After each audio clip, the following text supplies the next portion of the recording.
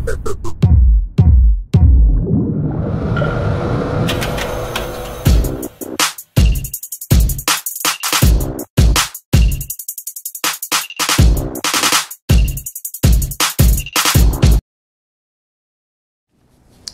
very good morning to one and all, and welcome to the edCafe. This is your host Mansi, and today we have a very special guest with us. Let me give you a glimpse of what he is. So, he is an author. He has written number of books about COVID-19 scenarios, US healths, and many more. Please welcome Mr. Ashok Nilakantan. Welcome, sir. Thank you. Welcome to the edCafe. Thank you. Please tell our audience about you. Oh, you want to give? You want me to give the audience my resume? Yeah, exactly. Kind of resume, kind of introduction. CV. Okay, I'm going to give you an oral CV or a oral bio. My name is T.N. Ashok, and genealogically T.N. Ashok means T stands for the village from which I come, N stands for my father's name, and Ashok is my name. My caste name is Iyer.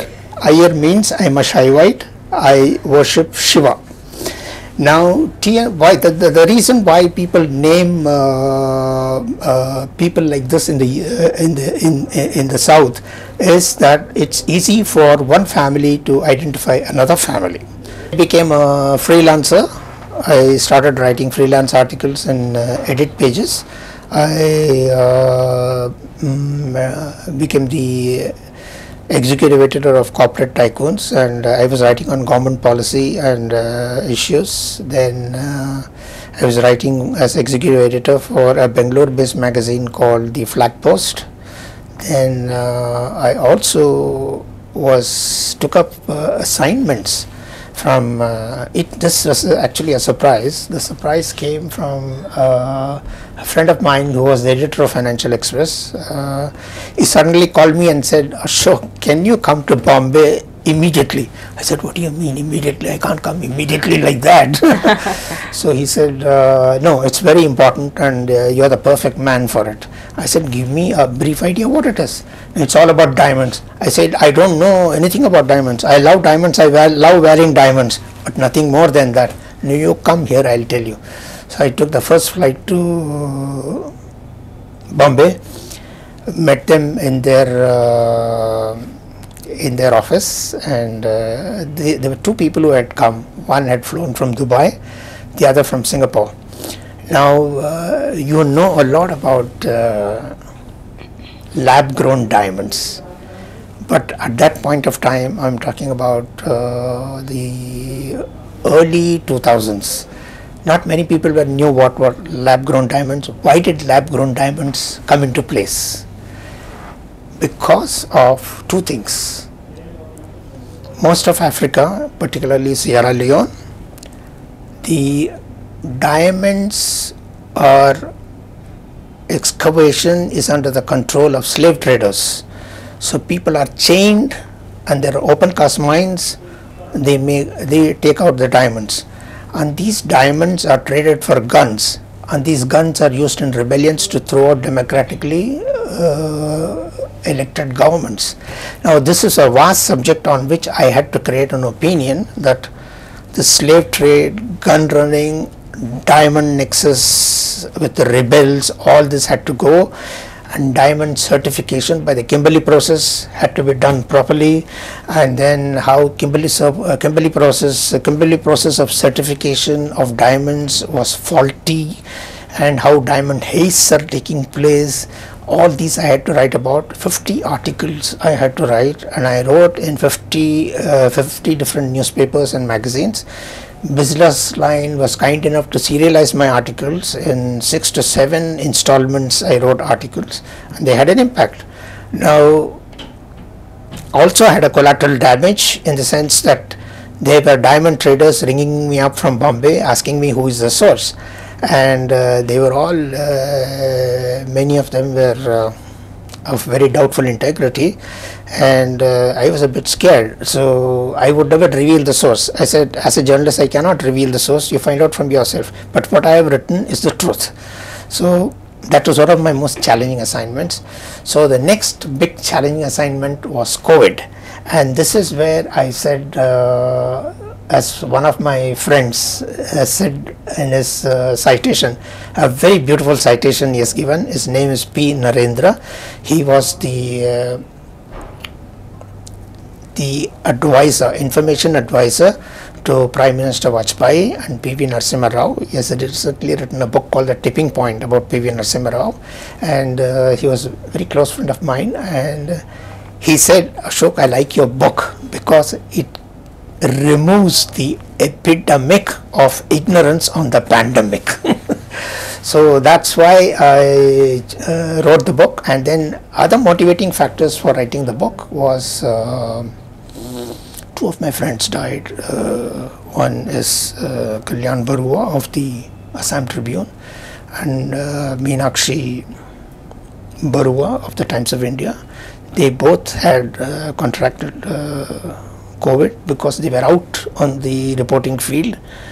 They got it from others who were suffering from the disease, and they were admitted to hospitals. There were no vaccines at that time, and they both died within 48 hours of each other in the same hospital but in different wards.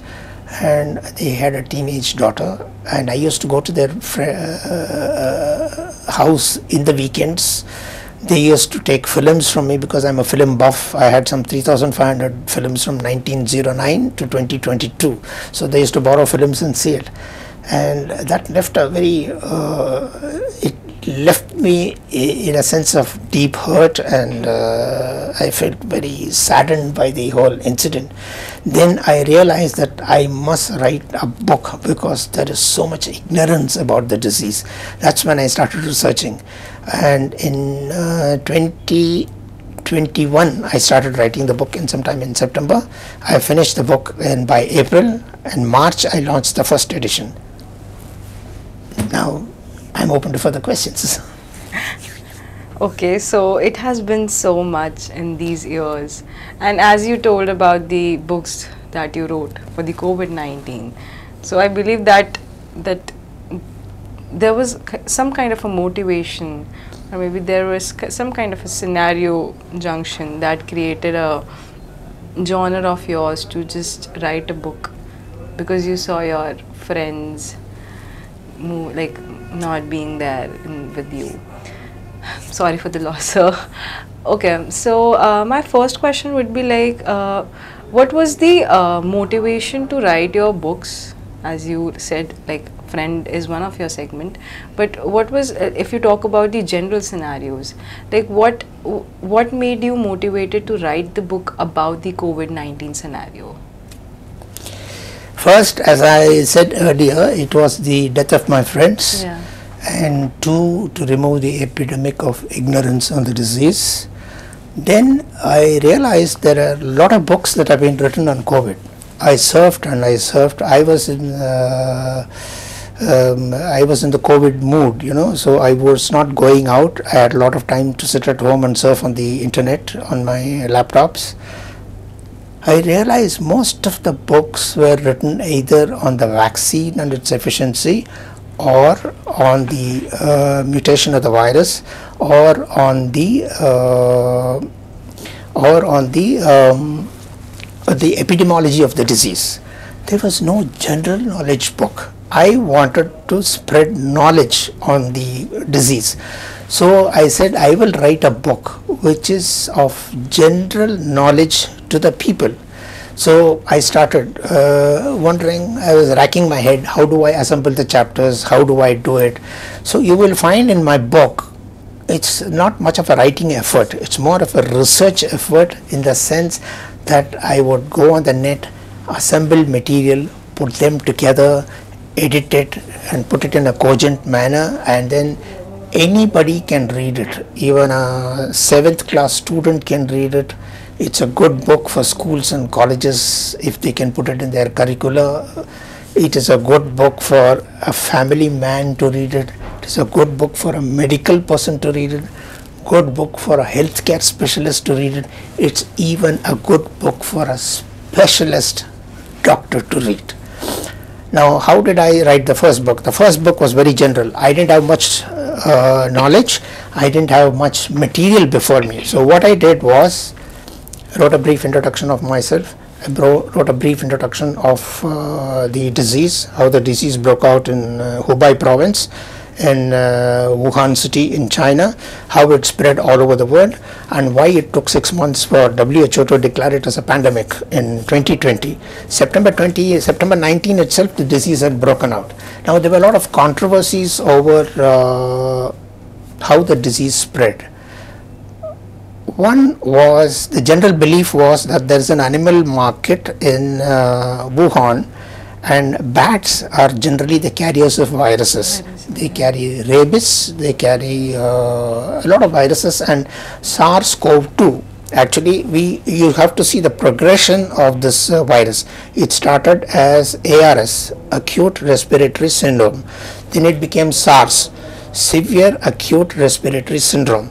Then the second generation, which attacked the world as COVID-19, was SARS-CoV-2. That's why it's called the second generation SARS-CoV-2. So now SARS-CoV-2 came from the bats, and it spread. People were taking bats home, and it spread. And there were travelers from China, expatriates, who were traveling to the US, who were traveling to Europe. They took the disease with them to those countries, and nobody had an idea that there was a major disease breaking out. They all thought it was just another cough and cold. No, it wasn't a cough and cold. It's much more severe than that. So SARS-CoV-2 became the most deadly disease of the 21st century after Spanish flu. Spanish flu broke out in 1928 to 1930 during the First World War. And one interesting thing about Spanish flu is it never broke out in Spain. Spain was a neutral country, and there was censorship in all the countries that went to war. So there were a group of American soldiers that actually went to China, and they brought back the disease from China into Kansas City in the United States. The first case of Spanish flu was reported in Kansas City, and then it spread all over the world. The reason why it is called Spanish flu is because Spanish newspapers were the first one to report it. That's the reason. That's the only reason. Yeah. Okay, so as you told about the government segments also, controversial segments also. So is the book like general in nature, or does it contain some kind of controversial segments too? See, I did not want to bring too much of controversies, because controversies are based on conspiracy theories and conspiracy theories have no roots. So I didn't want to go into it. Mine was a general knowledge book to educate people. So my purpose was to avoid controversies. So although I did make very sparse references to the controversies, for instance, the WHO recognizes that SARS-CoV-2 actually broke out. It has finally put it down in its records that the SARS-CoV-2 virus actually broke out in the animal market in Wuhan, in Hubei province. Now, there was a splash of conspiracy theories going around on the internet about a whistleblower who worked in the labs of Wuhan city, and then she said it was a genetically engineered virus that had leaked from the labs. There was no authentication, there was no verification, and within minutes of her statement she disappeared. Now there's a big controversy over it. We don't know whether she blew the story and then afraid that she might get caught, she disappeared, or the Chinese picked her up and put her behind bars. We actually don't know what happened, but what we go is by the official version, that it was transmitted from the animal market in Hubei province. As you said that the lady would have been disappeared, so that is a controversy. It is a controversy, yes, because nobody knows where she is right now. Right? Nobody knows where she is. Nobody knows where she is. Nobody knows whether she is real or existed or she disappeared. That's how it works. Okay, Yeah. so my next question would be around like how different are your books from others? Like others when I talk about. So I mean like mostly which are written in the USA exports. Like Yeah, expertise. as I said in my introduction, my books are of general in nature, general knowledge. Book one called No Time to Hide. Actually, a lot of people, including my son, didn't like the title. They said, "What? It doesn't make any sense." No, I said it does make sense. When I say no time to hide, means you have no time to escape the virus. That's what I said. You have no place to hide from the virus. That's why I named the book as No Time to Hide. Now, what is it that I should put in the first book when I did not have much access to information? It was written in 2020. Data was still being compiled. People were still investigating. The vaccine was yet to come out. And only towards the latter stages of the book, when I finished, the vaccines had come out. So what I did was, let's do it this way. I said, let's talk about the major diseases that have hit the world. The Spanish flu, 1928 to 1930. Then I decided, let's go deep into this, how it was caused. So I started a series called the Epidemiology of Diseases, the major diseases that stalk the world. So I took 4 diseases. I took Spanish flu, 1928 to 1930, smallpox, which is as old as 5th century BC. It started from the mummies. 500 years it has been stalking the world, and it has killed 500 million people. The Spanish flu in 2 years infected 50 million people all over the world and killed 5 million people. Now today the SARS-CoV-2 or the COVID-19 has equaled that record. 50 million infections, 5 million dead, and as we say, still counting. Then I wrote about Ebola. Ebola was highly localized in Africa. It didn't go to other countries. Then we had the smallpox variations, the chickenpox, the measles, rubella, shingles, all come from the same virus. Then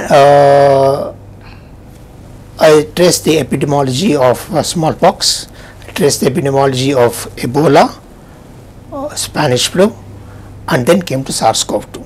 They are very detailed chapters on the virus, its mutations, and how it spreads, etc. So that is something which will be of tremendous use to medical students.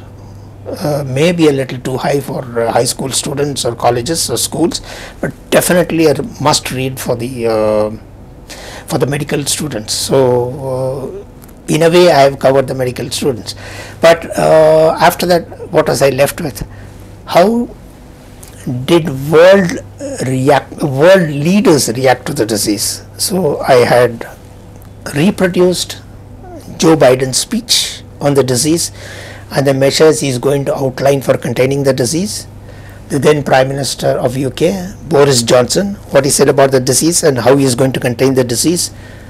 Then France, the kind of taxation measures they introduce to contain the disease. Then I went to Spain, one of the worst affected diseases. I went to Italy, one of the worst affected diseases. Then I went to Germany, how Germany had a tough time controlling the disease.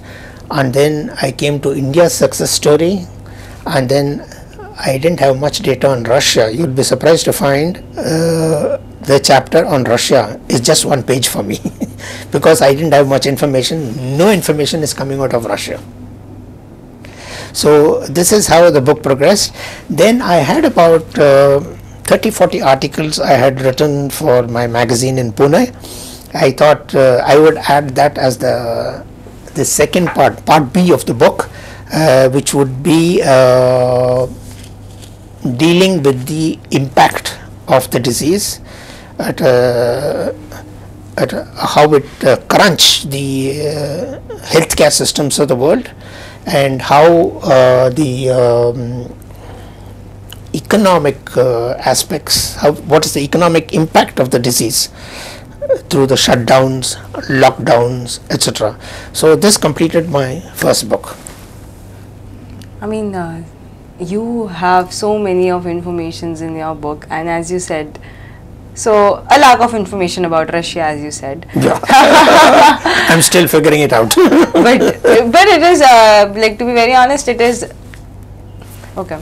But to be very honest, it is a bit difficult for us to figure out what exactly is happening in Russia, because the amount of what we can say confidential things they have, even the government, if you talk about, even the media, if you talk about, they do not talk so much.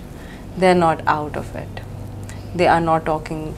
Like, India की news तो ऐसी है जो चारों तरफ फैल जाएगी globally, चाहे वो पॉलिटिकल हो, चाहे वो ग्लैमर हो, चाहे वो कुछ भी हो. It is like globally you will get the mention of each and every person I on Indian media. But if you talk about some other media, as you said the Russian media, you won't, because they are first of all, they're very like we can say serious about this, like their system, their country, their government. कोई कुछ गलत ना बोले, कोई कुछ against ना बोल दे, like कोई debate ना हो जाए. So they are very like, you know, what we can say, I do not have a proper word for it, but we can say a bit of conscious about their own country, like if you talk about. So moving out of all these things, I have one question in my mind, and that is like, are you focusing on India? Like, if you talk about the initiation towards all the books that you have written, like what kind of promotional activities are you doing so that your books can reach out to the perfect targeted audiences? I'll answer the first part of the question because I still don't have a clue for the second part of the question. First part of the question is, yes, I have written about 30-40 pages on India alone. The great initiatives taken by the Prime Minister Narendra Modi. He was really hands-on to the issue. He knew how to control the disease, and then he was the first to launch the vaccine initiative, because the vaccine was the only way we could control, and the first wave hit us very badly as any other country in the world, because people had no idea what this disease was in the first place. And once gradually people came to know, oh God, this is a deadly disease, it can take my life, people started being careful. And the government was criticized, but then what the government did was absolutely right. They took measures at the right time. So I have written about how the Indian government responded brilliantly to containing the disease, like enforcing shutdowns of businesses, ensuring lockdowns, reviewing it, reinforcing lockdowns. These are all things I have dealt with in elaborate manner, and also I have also dealt with how India has been very generous, that despite pressures from home, it shipped massive amounts of hydrochloroquine, which is the first defense to the SARS-CoV-2 to the United States. And when our supplies were running out, Trump actually threatened us, saying that if you don't send the second supply, we will put you under sanctions. Modi didn't care a damn about it, but he did send the second supply when it was available. So I like the way he stood up to a mighty power like the United States. And secondly, we supplied oxygen cylinders to most of the SARC countries. You know, they were absolutely had no clue how to go about it. Then we supplied oxygen cylinders to Canada, to Australia, and developed countries. You know, you will not believe it that Canada held a flag march to support India, to show their appreciation for India to send them oxygen cylinders. Yeah, Yes. I know, I saw that. India, to be very honest, has helped a lot many countries when we talk about the COVID scenarios. Yes. Because some country was not having the medical equipments what was needed. India was the country to supply that. Yeah, health kits. Health kits, if you talk about. And if we see some other countries, they were more into their own self. You know, that self thing. That first we'll see ourselves. Exactly. First we'll see our country, and then we'll move to some other support to other countries. But India was not like that. It's not like that. India was always a helping hand for each and every country. Even so that was the best thing what India can do. Yes. So I would just wanted to ask one thing, and that is that any suggestions or any information that you want to give to the medical expertise or the high school students or the higher education people about your book, like why do they why should they buy your book? Why should they buy my book? Yeah, it's a good question. Sorry. I myself keep wondering why should anyone buy my book. It's so technical. But I do still feel that the book that I have written is for posterity. You can take my book today and read it. You can take my book 50 years later and read it and know what happened, what was COVID, how did it hit the world, how did the different countries of the world contain it. It's still information. Yeah. Information very carefully gathered and put in print form. So as you explained about the first book of yours, what can we expect in your second and third book? Oh, the second book is already out. The third book is, I'm just waiting for inauguration. I'm trying to wonder who should be inaugurating the book and who should receive the first book and all that. It's all in the works. Yeah. But the second book was inaugurated in Chennai on December 19th. I made a gala show of it because the first one was very low-key. The second one I wanted to make a big show, but actually the second book did not contain much material. It had just one additional chapter, an updation of all the statistics of the first book. The fantastic chapter in that book is the transition from Trump to Biden, and from the Republican government to the Democratic government, and the mindsets of the two people. Trump is a businessman. His outlook on life is different. Biden is a bureaucrat. His outlook is a politician. His outlook on life is very totally different. Now, Trump, as a businessman, never wanted shutdown of businesses because he thought shutting down businesses will hit at livelihood of people. He was not bothered about lives. Whereas Biden was more humanitarian. He thought loss of lives should be avoided. Livelihood we can always pick up later. We can do something. Government can fund. Government can support people. So he protected lives. So there is a separate chapter on this in my third book, which shows how democratically elected governments did better to control and contain the coronavirus as compared to the Republican states. Republican states fared very badly in containing the disease. The second book is only an updation, and it contains explosive material on how Trump used to abuse his officials and saying that I will not go by this, I will not go by that, I know there is no pandemic and all that. He refused to recognize there was a pandemic. Luckily he lost the elections and Biden came to power, and entire systems came into, and US was the worst affected. Europe was the worst affected in the first wave before the vaccines came out. Healthcare system had collapsed completely. There were horrible scenes you could see on the internet or on the photographs that were circulating. People put on stretchers outside the hospital. People, no place to put people inside the hospital. The hospitals were overcrowded. The doctors were very little. They didn't know what to do. Doctors were working 24 hours a day. Doctors were getting exposed to the virus. Doctors were dying. It was one of the worst diseases of the world ever experienced.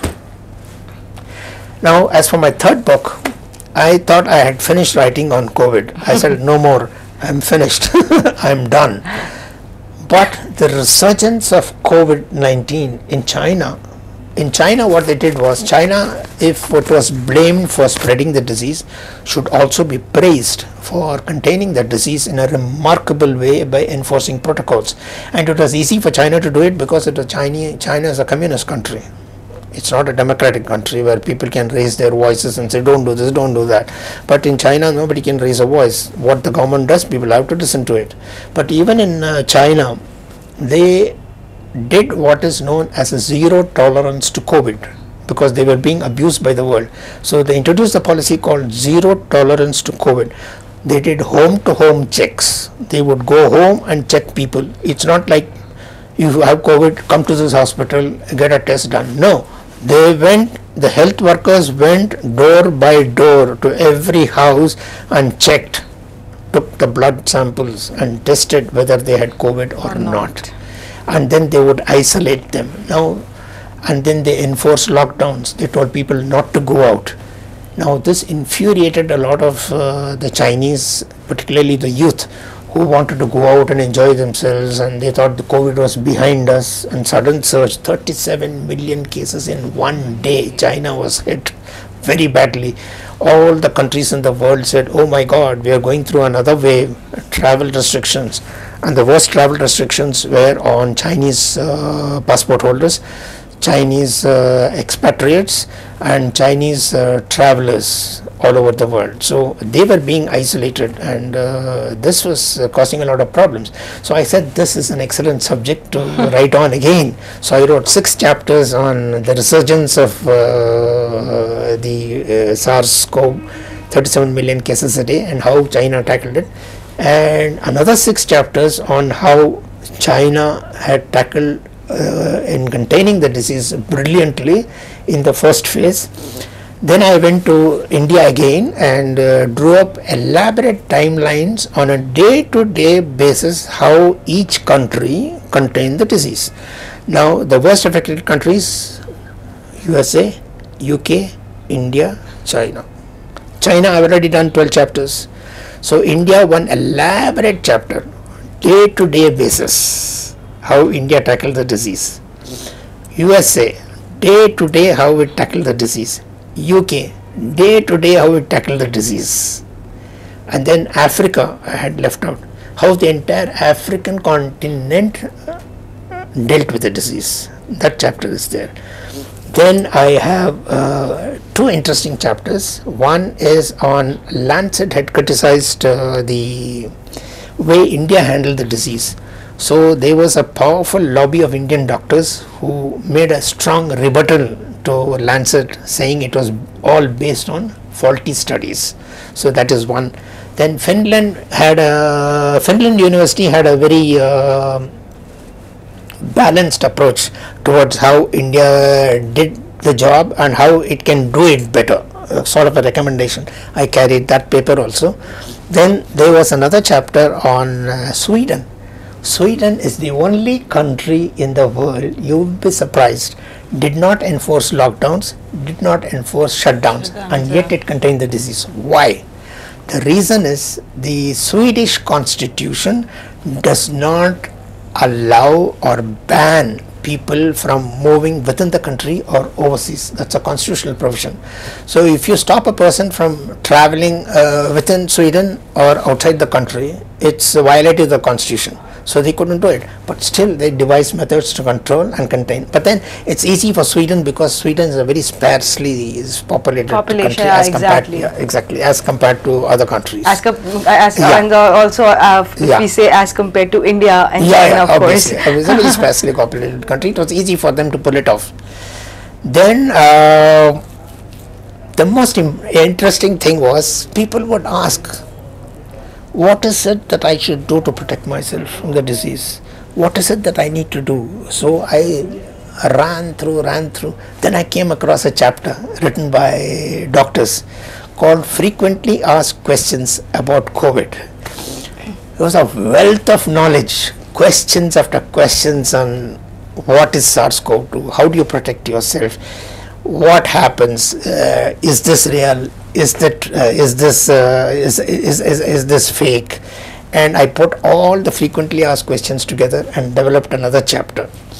Then I came to the final chapter, on which I have already told you, is which of the states, which of the parties in the US, whether it's the Republican Party or the Democratic Party, which control the disease better. There is a New York Times study based on this. I reproduced that study, editing it, constructing it, and then I have reproduced that thing. And then that's about the third book. And I think my third book is better than the first book because it contains the latest statistics. It contains very interesting chapters. And then I have also included a New York Times article which not many people would like. It's called the COVID-19 India, the Deja Vu.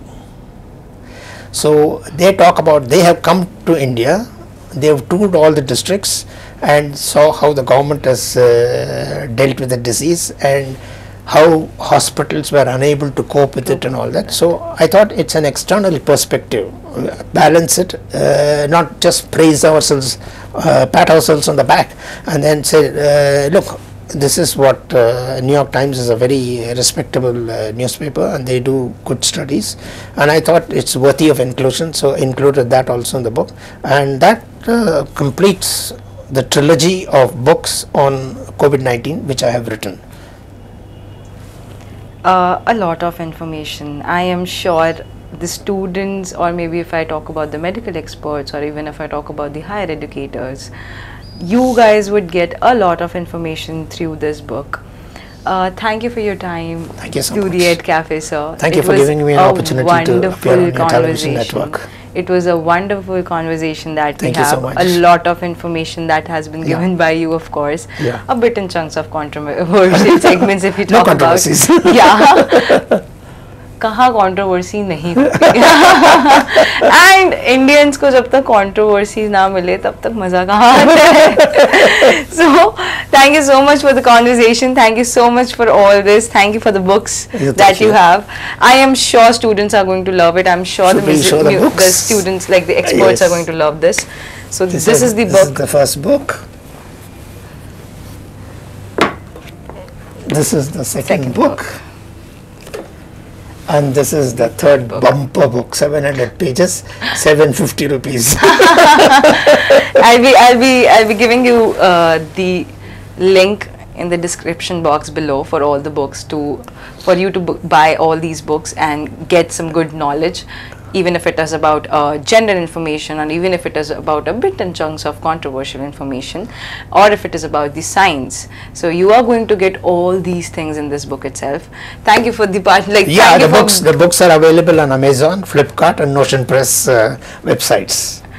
You can order them, you will get it. Yeah, of course, you have to order it and you will get it. As Jeff Bezos says, 3 to 4 business days.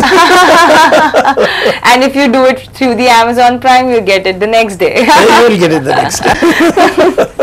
Thank you for such a beautiful conversation, sir. So before ending the conversation, before ending the video structure, I would like you to please sign up the mug as the gesture of our signature concept. Sure. I'll sign in the 2 different names I'm known by. Okay, sure. Thank you so very much. You want me to send you books? Thank you everyone for staying tuned to this video segment. We'll meet next time with our next educationist or maybe some next author. Thank you so much. Gracias. Thank you so much.